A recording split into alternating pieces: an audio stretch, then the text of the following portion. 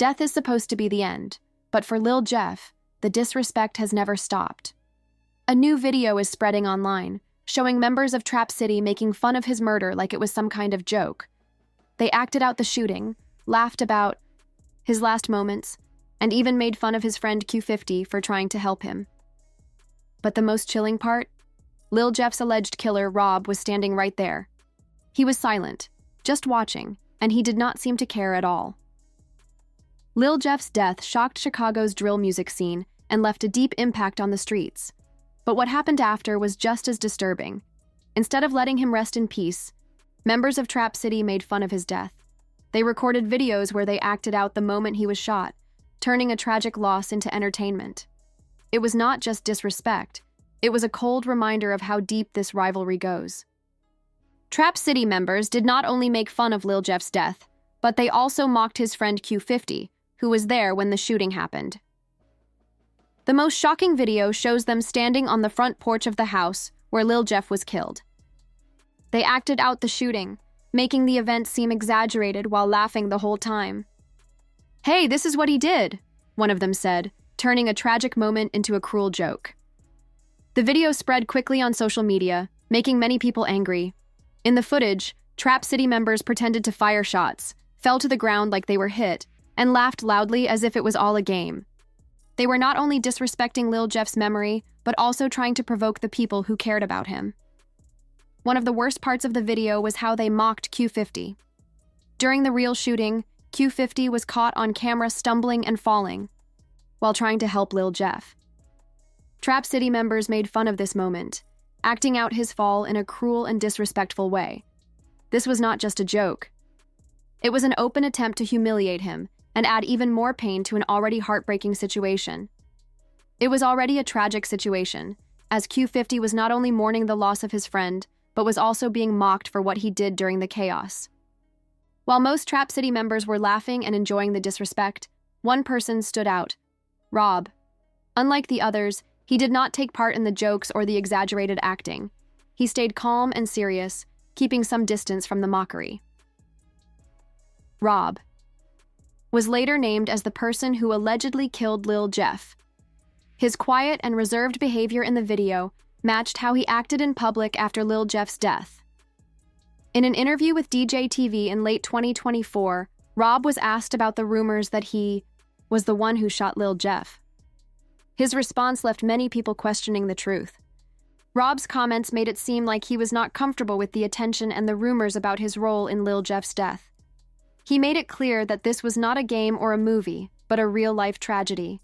Even though he stayed calm and serious, people still questioned whether he was involved in the killing. Security camera footage from the scene partly supported Rob's claim of self-defense. The video showed Lil Jeff running after someone and shooting before he was shot 15 times.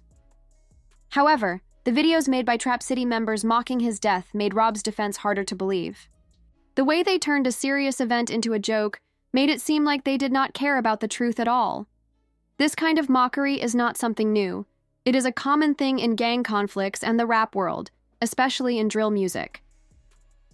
In this culture, when a rival dies, their enemies often make fun of them instead of letting them rest in peace.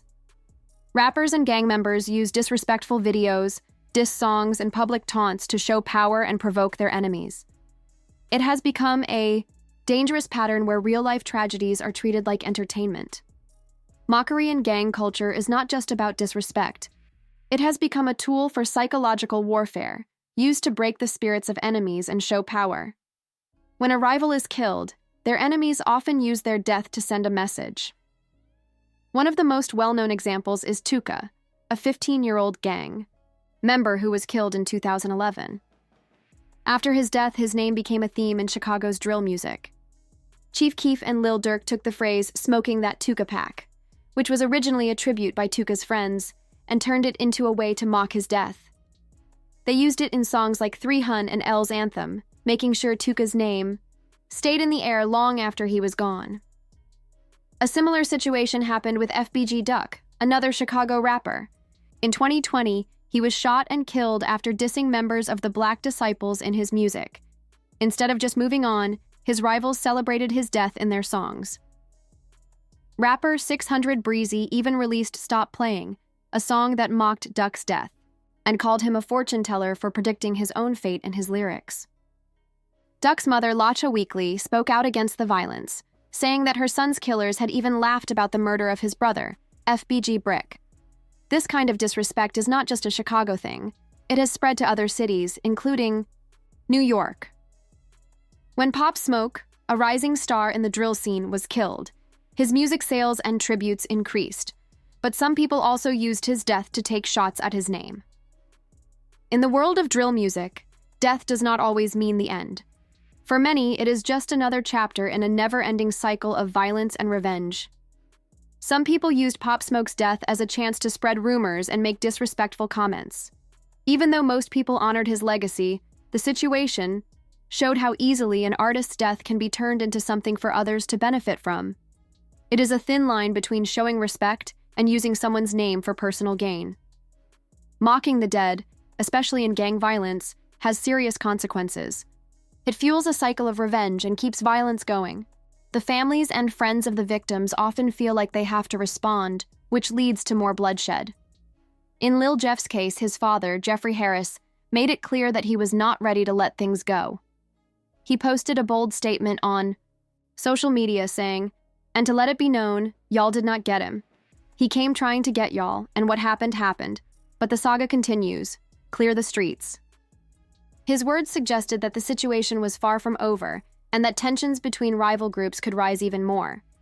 While the internet was flooded with mockery videos, the real question remained: what exactly happened to Lil Jeff, and who was responsible for his death? Lil Jeff's death and the suspects on June 8, 2024. The Chicago drill music scene and the streets of the city were shaken by the tragic death of Lil Jeff. He was a young rapper linked to the Bloodhounds gang.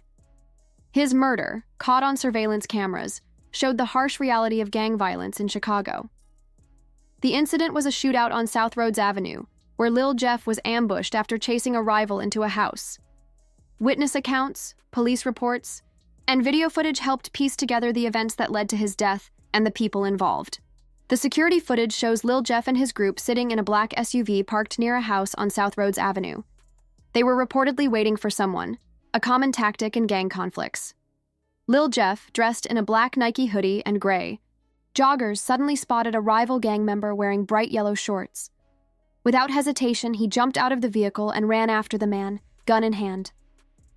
The rival, realizing he was being chased, sprinted toward a nearby house, trying to find safety.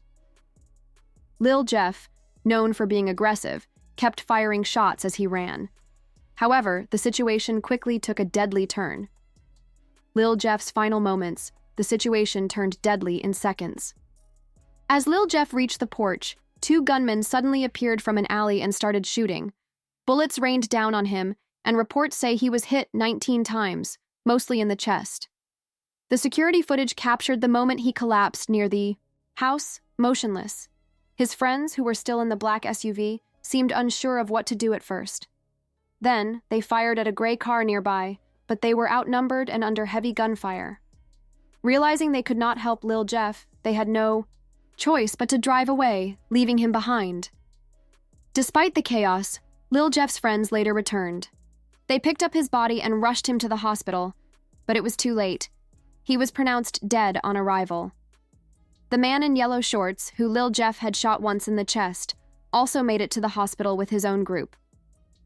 A 911 call confirmed that a black car had dropped off Lil Jeff, proving that his friends had been involved in taking him to the hospital. The shooting was linked to the ongoing war between Lil Jeff's Bloodhounds gang and the rival Trap City gang.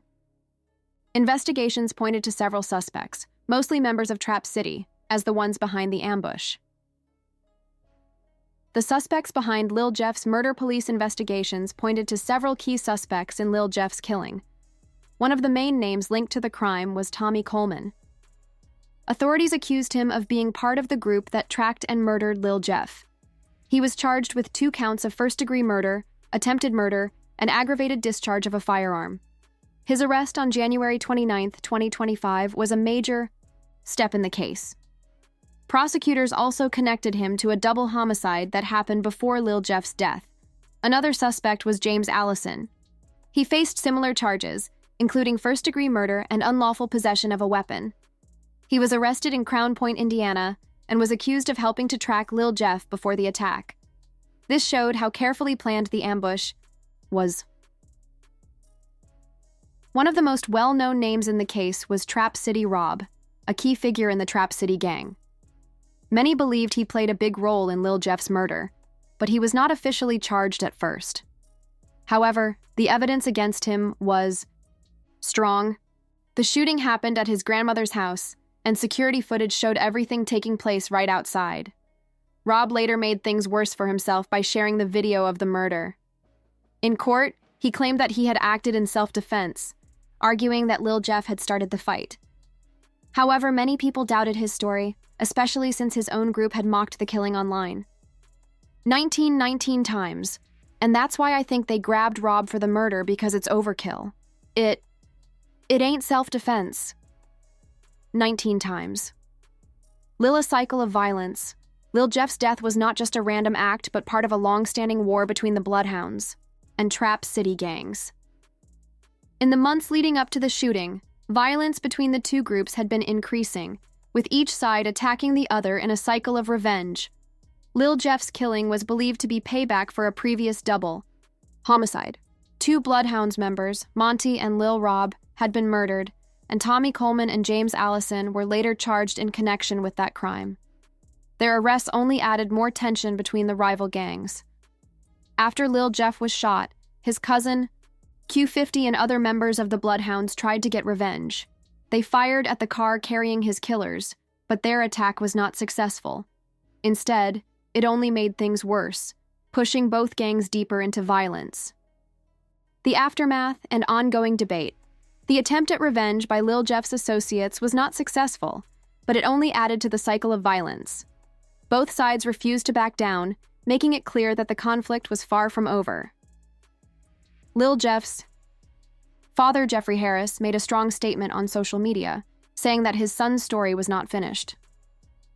Lil Jeff's death sent shockwaves through Chicago's drill music scene and the local community. Many fans and fellow artists paid tribute to him, remembering his music and the way he expressed the harsh reality of life in Chicago.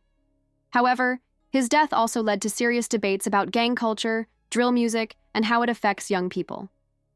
Some believed that the music glorified violence and made conflicts worse, while others argued that it was simply a way for artists to share their reality. Trap City Rob's claim of self-defense made the case even more complicated.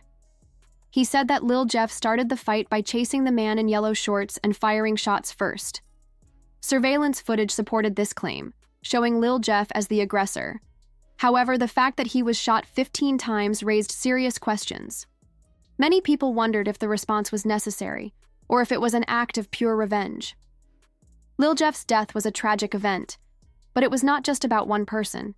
It was part of a much larger issue in Chicago, one that continued to claim lives and destroy communities. Lil Jeff's violent history. Lil Jeff's death was not just another tragedy. It was a painful reminder of the never-ending violence in Chicago.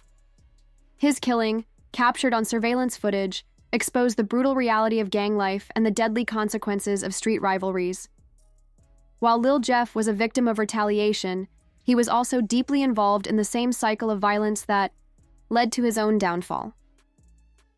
Bloodhound Lil Jeff. Lil Jeff was not just a rising rapper. He was also a feared member of the Bloodhounds, a gang tied to the Gangster Disciples. His life was shaped by violence, feuds, and a relentless pursuit of revenge. He was involved in multiple conflicts, often bragging about them in his music. His self-incriminating lyrics, aggressive reputation, and gang affiliations made him both infamous and influential in the drill scene. Born on July 14, 2002, in Chicago, Illinois, Lil Jeff grew up in an environment surrounded by gang culture. The streets of Chicago were filled with danger, and like many young men in his neighborhood, he was drawn into the gang lifestyle. The Bloodhounds controlled parts of the South Side and were known for their role in drug trafficking, shootings, and ongoing battles with rival groups.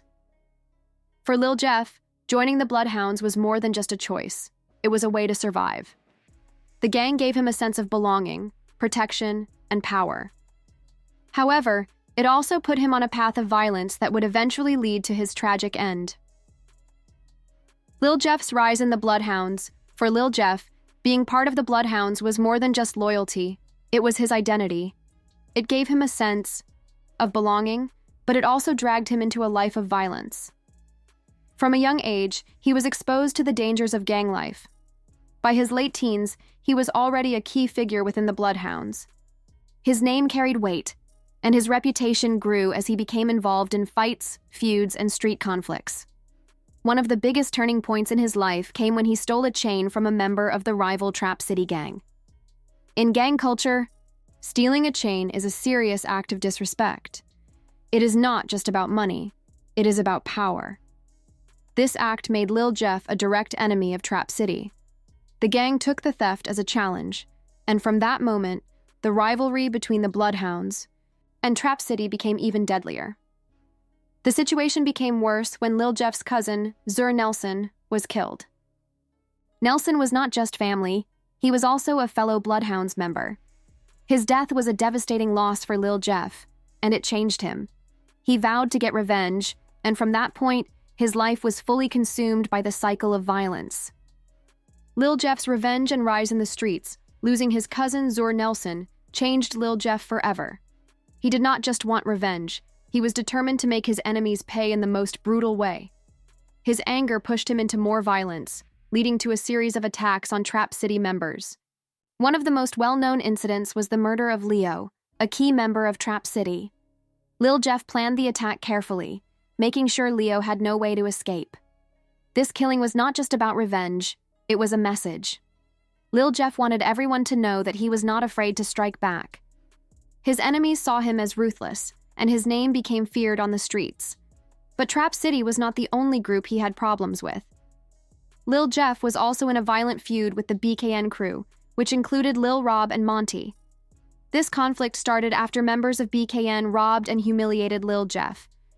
To him, this was not just about losing money or valuables, it was an attack on his reputation. He could not let it go. Determined to prove his power, Lil Jeff planned the murders of Lil Rob and Monty. The attack was swift and brutal, showing his ability to strike without warning. His enemies knew that crossing him meant facing deadly consequences. To plan and execute violent acts, the murders of Lil Rob and Monty further cemented Lil Jeff's status as a feared figure in the Chicago gang scene. However, they also intensified. The cycle of violence as BKN members and their allies sought revenge for the deaths of their friends, while Lil Jeff's involvement in gang violence made him infamous. It was his music career that brought him widespread attention. Lil Jeff began his music career in 2022 with songs like Bloody Family and I Love My Draco, which featured frequent collaborator Real Verthus lyrics, often referenced his life in the streets, including his involvement in shootings and gang conflicts. Lil Jeff's breakthrough came with the release of Ah in February 2024. The song's self-incriminating lyrics, in which Lil Jeff claimed responsibility for multiple murders, made it a viral hit. The controversial nature of the song drew both praise and criticism, with some applauding Lil Jeff's raw honesty and others condemning his glorification of violence. Despite the controversy, it solidified Lil Jeff's place in the Chicago drill scene and brought him a level of fame that few drill rappers achieved. Lil Jeff's music often served as a reflection of his life in the streets. In interviews, he spoke openly about the influence of drill music on his actions, stating that it motivated him and others to engage in violence. One of the most controversial incidents in Lil Jeff's life was the murder of 2 Innovation High School students. The killings, which took place in downtown Chicago, shocked the city and drew widespread media attention. Lil Jeff was accused of being the shooter, and the incident further tarnished his reputation. "I'm taking to killing school class start next week. You got to at least highlight. You got to at least have 2 bodies though, for I ain't coming with no. You ain't got, I can't work with no beginners." The murders were allegedly motivated by a personal grievance, as the students had reportedly robbed Lil Jeff and bragged about it in a video. Lil Jeff's life came to a violent end when he was shot and killed in Chicago, following his death. Lil Jeff's management released his posthumous album, Stepping in Blood, which included a remix of his hit song Ah, featuring fellow Chicago rapper G Herbo. The album served as a tribute to Lil Jeff's life and career, but it also reignited debates about the glorification of violence and drill music Lil Jeff's death marked the end of a life defined by violence and conflict. While his music brought him fame, it also highlighted the darker aspects of his life, including his involvement in multiple murders and feuds. His death, along with the acts he committed, was deeply tied to the ongoing war between Trap City and the Bloodhounds, a rivalry that fueled relentless violence on both sides. Trap City versus Bloodhound. The feud between Trap City and Bloodhound Drill City is one of the most violent and well-documented gang rivalries in Chicago, rooted in personal betrayals, territorial disputes, and the influence of drill music. This conflict has claimed numerous lives and left a trail of devastation in its wake. The feud between Trap City and Bloodhound. Drill City began with a seemingly minor incident. The theft of a chain. Lil Jeff allegedly stole a chain belonging to Chavavel Carter, aka Six, a respected figure in Trap City, stole the chain. Bro, we tried he took it. He stole my own champion. In the world of gang politics, such acts of disrespect are rarely overlooked.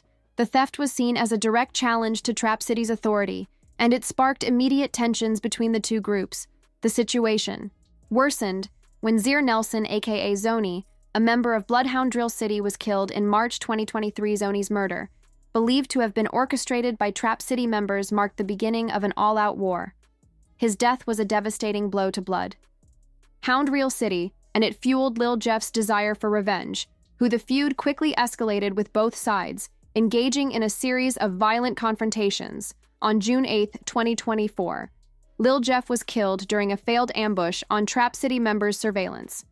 Footage captured the incident, showing Lil Jeff chasing a rival into a house before being ambushed and shot 15 times. His death was a turning point in the feud, as Bloodhound Drill City members vowed to avenge him. Trap City members, including Trap Rob, mocked Lil Jeff's death online, referring to him as someone who died trying to slide in retaliation for Lil Jeff's death.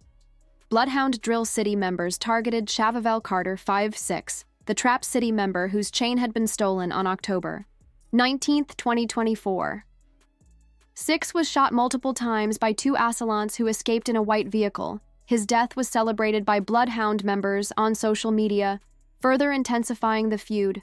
Lil Jeff was also implicated in the murder of Leo, a Trap City member, who was killed while sitting in an Uber. This incident added another layer to the conflict, as it highlighted the personal nature of the violence. The Uber shooting demonstrated how the feud had spilled over into everyday life, with innocent bystanders at risk of being caught in the crossfire. Bloodhound Drill City included key figures like Lil Jeff, the central figure in the feud, whose actions sparked the conflict. His death during a failed ambush marked a turning point in the war. Q50, another key member, survived an attack by Trap City and later mocked their losses, further escalating tensions.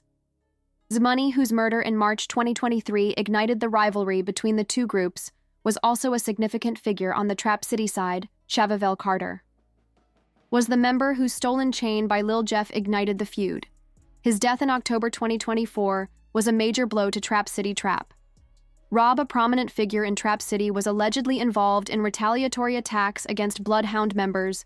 Glendale Wagner, targeted by Lil Jeff during his fatal drill attempt, survived the ambush and became a key figure in the ongoing conflict. I'm glad, though, he can see y'all talk about him all day. They always talking about the feud between Trap City and Bloodhound. Drill City has had a significant cultural impact, particularly within the Chicago drill music scene. Both gangs have used drill music to mock deceased rivals and glorify violence, further fueling tensions. Diss tracks from both sides have gone viral, with lyrics explicitly referencing murders and ongoing violence. These songs serve as both a form of expression and a weapon, as they provoke rivals and incite further retaliation. Social media has also played a major role in escalating the conflict. Members of both gangs use platforms like Instagram and Twitter to taunt each other and celebrate acts of violence. This online warfare has created a feedback loop where real-world violence is amplified by digital provocations. The result is a cycle of revenge that shows no signs of slowing down. As of early 2025, the feud between Trap City and Bloodhound Drill City remains active with no signs of resolution. Both sides continue to engage in retaliatory violence using music and social media as tools to provoke each other. The cycle of revenge has led to numerous deaths and heightened tensions within Chicago's drill scene. The feud has also drawn attention to the broader issue of gang violence in Chicago. Community leaders and activists have called for judicial and political reforms to address the root causes of the conflict. However, with both sides deeply entrenched in their positions, finding a resolution remains a daunting challenge, and that brings us to the end of the video. Thank you for watching. If you enjoyed watching this video, click on one of the boxes playing on your screen to watch more similar content.